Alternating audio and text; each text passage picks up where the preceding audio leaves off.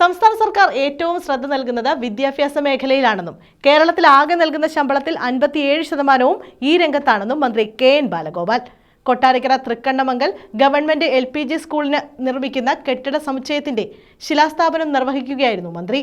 സംസ്ഥാന സർക്കാർ അനുവദിച്ച 1.10 കോടി രൂപ വിനിയോഗിച്ചാണ് നിർമ്മാണം.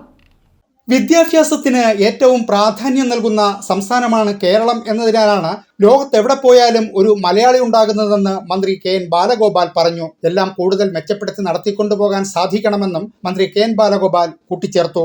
കേരളത്തിന്റെ തനതായ നിർമ്മാണ രീതി നമ്മുടെ സ്കൂളുകളിൽ പലയിടത്തും പുതിയ കെട്ടിടം വേണമെന്ന് ആവശ്യപ്പെടും, പഴയത് പൊളിച്ചിട്ട് കോൺക്രീറ്റ് ഉണ്ടാക്കി വെക്കും. ഞാനത് പറഞ്ഞത് പുതിയ കെട്ടിടം വരികയാണ്, 6 ക്ലാസ് മുറിയുണ്ട്, സൗകര്യം ഉണ്ടെങ്കിലും നമ്മുടെ നിലവിലുള്ള കാര്യം പ്രിസർവ് ചെയ്യണം. കേരളത്തിന്റെ നന്മയും പ്രത്യേകതയും ഒക്കെ നോക്കുമ്പോൾ നമ്മുടെ വിദ്യാഭ്യാസം കുറച്ചുകൂടി മെച്ചപ്പെടണം, കൂടുതൽ കാര്യങ്ങൾ വരണം, നല്ല വിദ്യാഭ്യാസ സൗകര്യമുള്ള സ്ഥലമാണ്. നഗരസഭാ ചെയർമാൻ S.R. രമേശ് അധ്യക്ഷനായിരുന്നു. PWD കെട്ടിട വിഭാഗം എക്സിക്യൂട്ടീവ് എഞ്ചിനീയർ ജ്യോതീന്ദ്രനാഥ് റിപ്പോർട്ട് അവതരിപ്പിച്ചു. നഗരസഭ വൈസ് ചെയർപേഴ്സൺ വനജ രാജീവ്, നഗരസഭ സ്ഥിരസമിതി അധ്യക്ഷർ, കൗൺസിലർമാർ, സെക്രട്ടറി R. മണികണ്ഠൻ, ഉപജില്ലാ വിദ്യാഭ്യാസ ഓഫീസർ O. ബിന്ദു, പ്രധാനാധ്യാപിക K. മിനി, സംഘാടക സമിതി അംഗങ്ങൾ തുടങ്ങിയവർ സംസാരിച്ചു. News bureau, Kottarakkara.